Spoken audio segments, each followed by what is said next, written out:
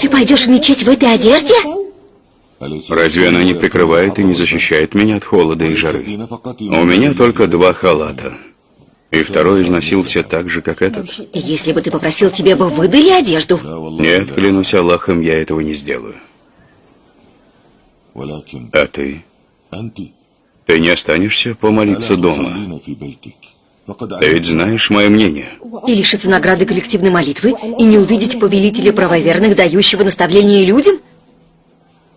Если это так необходимо, пусть это будет во время обеденной молитвы, но не во время утренней и ночной. Ты запрещаешь мне это? Разве Умар может запретить то, что разрешил посланник Аллаха, сказав: не запрещайте рабам Аллаха посещать мечети Аллаха?